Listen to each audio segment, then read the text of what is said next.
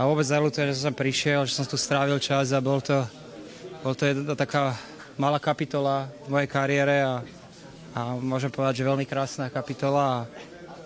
A už len keď som prišiel v auguste na chalanov pozrieť, tak som si povedal, že tu by som chcel hrať a sa mi to podarilo a pred týmto zápasom si povedal, že veľmi ťažký zápas, asi dá sa povedať jeden z najkvalitnejších tímov ruských a hrali neuveriteľne dopredu, si to hádzali, ťažko sa bránilo, ale som si povedal, že jak som sem prišiel víťazne, tak dúfam, že keď budem končiť, tak víťazne. Tak sa to podarilo a som spokojný.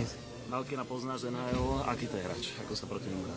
Tak sami ste videli, no. On si to kontroluje, ten puk, si to chráni telom, ťažko proti nemu niečo spraviť, ale tak dá sa aj na neho, nedá mu priestor a chalani, aj Mišo Srsa mal tam výborné súboje, vyhral 2-3 súboje s ním, takže každý hráč je poraziteľný a dá sa povedať, že znova bojovnosť tohto týmu rozhodla. Jaro Janus nás podržal a druhá lajna dneska, klobúk dole, chalani si to hádzali, krásne góly, 3 dali, super. Už sa trošku tešíš na ten iný štýl hokeja v Amerike? Ale tak ja sa priznám, že ešte som nie rozhodnutý odísť. Tak dneska budem večer volať s agentom, aké sú možnosti a samozrejme nechcem niečo spraviť, nejaký krok za chrbtom Islanders alebo niečo, je to môj zamestnávateľ. Ale porozprávame sa o tej možnosti, čo by sa stalo, keby som tu ostal. A neviem, no nejak som sa žil s týmto tímom a rozmýšľal, že by som to tu aj dobojoval. A kedy sa rozhodneš? Tak ja som rozhodnutý, no ja dneska začnem telefonovať, vlastne keď tam bude ráno, tak začnem nejaké hovory dám a uvidím, aké sú možnosti, no takže čakal som s tým, teda rátal som s tým, že to začne, no a teraz keď to začalo, tak musím sa rozhodnúť čo najskôr a hlavne musím vedieť nejaké nejasnosti, ktoré mám v tom pôsobení, keby som bol tu. Čo k tomu teda bráni, aby si mohol ostať? No, súhlas Islanders, lebo mám platný kontrakt a to je všetko. Takže vnútorne si rozhodnutý ostať?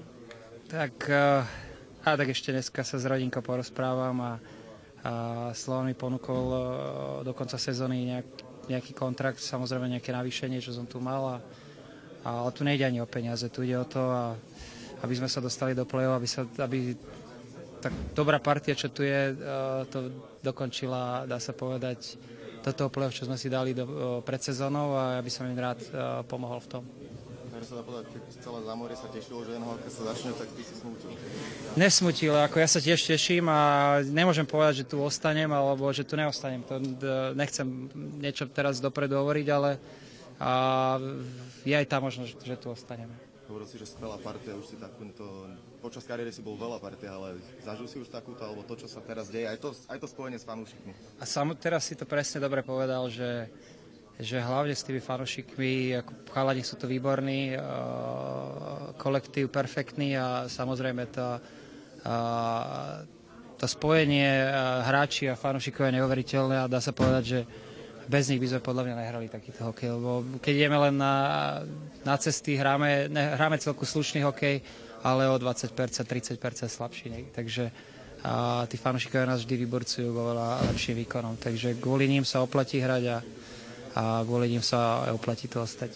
To bola aj tá spontánnosť, že si rozhodal také veci v zásade fanúšikom. A tak Seko tam hodil dres, ja som nevedel, tak sa hodila ja. No a hokejok zatiaľ to boli ohraté hokejky, ktorý som trénoval dosť dlho a tak tie hokejky není problém. Ten dres, keď ostanem, tak budú musieť niečo vymyslieť.